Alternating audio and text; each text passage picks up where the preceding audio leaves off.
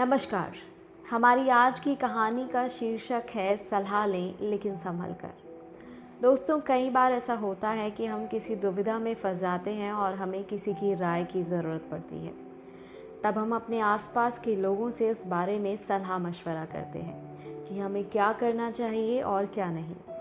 कई बार उनकी राय हमें सही रास्ते का मार्ग दिखाती है, तो कभी और ज़्यादा हमारे नुकसान का सबब बन जाती है, क्योंकि कई बार ऐसे सलाह देने वालों का स्वार्थ भी उनकी सलाह में छुपा रहता है।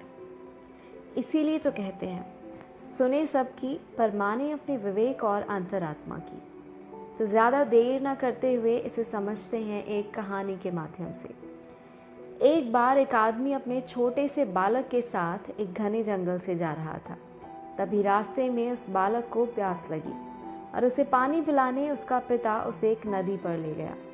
नदी पर पानी पीते पीते अचानक वो बालक पानी में गिर गया और डूबने से उसके प्राण निकल गए। वो आदमी बहुत दुखी हुआ और उसने सोचा कि इस घने जंगल में इस बालक की अंतिम क्रिया किस प्रकार करूं। तभी उसका रोना सुनकर एक गिद्ध, एक सियार और नदी से एक कछुआ वहां आए और उस आदमी से सहानुभूति व्यक्त करने लगे। आदमी की परेशानी जानकर सब अपनी अपनी सलाह देने लगे। सियार ने लार टपकाते हुए कहा, ऐसा करो, इस बालक के शरीर को इस जंगल में ही किसी चट्टान के ऊपर छोड़ जाओ, धरती माता इसका उद्धार कर देंगी। तभी गिद्ध ने अपनी खुशी छुपाते हुए कहा, नहीं, धरती पर तो इसको जानवर खा जाएंगे। ऐसा करो, इसे किसी वृक्ष के ऊपर डाल दो ताकि सूरज की गर्मी से इसकी अंतिम गति अच्छी हो जाए। उन दोनों की बातें सुनकर कछुआ भी अपनी भूख को छुपाते हुए बोला, नहीं, आप इन दोनों की बातों में मत आओ।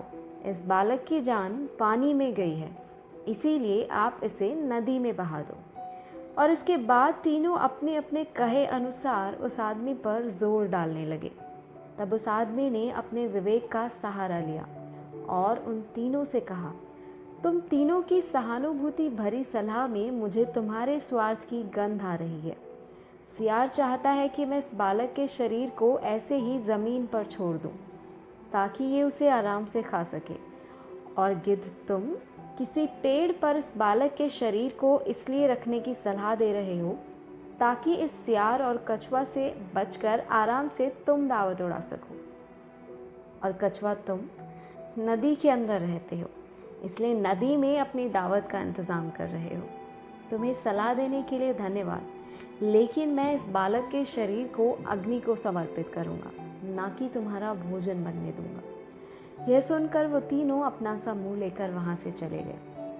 दोस्तों, मैं ये नहीं कहती कि हर व्यक्ति आपको स्वार्थ भरी सलाह ही देगा, लेकिन आज के इस कॉम्पिटिटिव युग में हम अगर अपने विवेक की छलनी से किसी सलाह को छान लें तो शायद ज़्यादा सही रहेगा।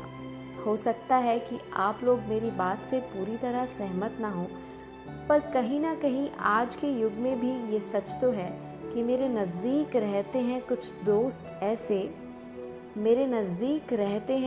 दोस्त ऐसे जो मुझ में ढूंढते हैं गलतियाँ अपनी। तो अगर आपको ये कहानी अच्छी लगी हो तो इसे ज़्यादा से ज़्यादा शेयर करना ना भूलें। इस चैनल को सब्सक्राइब कीजिए, बेल आइकन प्रेस कीजिएगा एंड इसको लाइक करना ना भूलें। धन्यवाद।